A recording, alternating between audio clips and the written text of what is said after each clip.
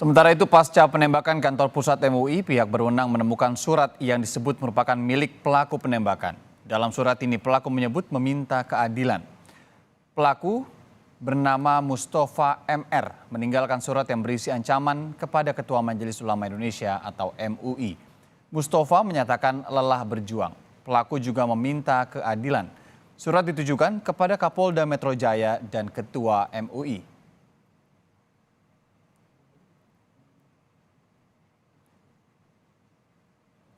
Informasi terkini kita coba tanyakan lagi kepada jurnalis Kompas TV yang berada di depan kantor MUI Pusat. Ada Taufik Riyadi di sana. Taufik, perkembangan terkini, silakan.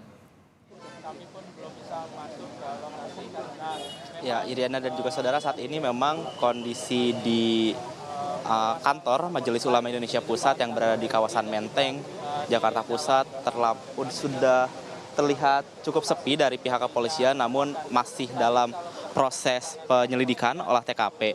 Lalu tadi juga sempat kami dengarkan informasi resmi dari Kapolda Metro Jaya, itu Irjen Karyoto, yang mengatakan bagaimana kronologi dari penembakan yang terjadi di dugaan penembakan maksud kami yang terjadi di gedung Majelis Ulama Indonesia Jakarta Pusat. Irjen Karyoto mengatakan bahwa untuk kronologi lengkapnya yaitu dari pihak pelaku dengan berinisial M mengaku dia ditahan di kantor Pamdal karena ia dikatakan ingin bertemu dengan Ketua MUI, dan sebelumnya juga diketahui bahwa pelaku dengan inisial M tersebut sudah berkirim surat kepada Ketua MUI untuk niatnya ingin bertemu, namun karena kesal tidak bisa bertemu dengan Ketua MUI, tidak diizinkan masuk juga oleh pihak Pamdal, sehingga ia nekat menerobos masuk dan mengeluarkan senjata api yang diduga jenis senjata tersebut adalah airsoft gun. Kalau juga saudara, untuk waktu terjadinya kejadian menurut Irjen Karyoto terjadi sekitar pukul 11:24 waktu Indonesia Barat. Pada saat itu kondisinya di MUI tersendiri sedang ada rapat pimpinan internal, dan juga untuk korban-korbannya di sini kita mendapatkan dua versi dari pihak kepolisian.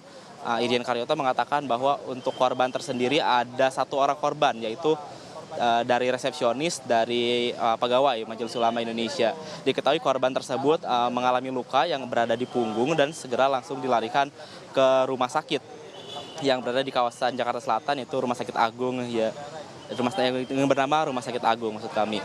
Lalu juga saudara, Irjen Karyoto juga mengonfirmasi secara langsung bahwa pelaku berinisial M tersebut berasal dari Lampung, dikarenakan KTP dari pelaku tersebut merupakan berKTP dari Lampung, sehingga nantinya Irjen Karyoto, Kapolda Metro Jaya akan berkoordinasi dengan Kapolda Lampung tentunya untuk memperdalam lagi bagaimana identitas dari pelaku tersebut. Dan untuk pelaku tersebut dikonfirmasi juga saudara oleh pihak kepolisian sudah meninggal dunia saat diamankan di Pamdal, lalu dibawa ke Polres Jakarta Utara dan dibawa akhirnya ke Puskesmas Menteng. Saat ini masih akan didalami lagi oleh pihak kepolisian, dan rencananya pelaku yang sudah dinyatakan meninggal tersebut akan dilakukan otopsi oleh pihak kepolisian tentunya untuk mendalami seperti apa motif-motif ataupun kejadian di belakangnya.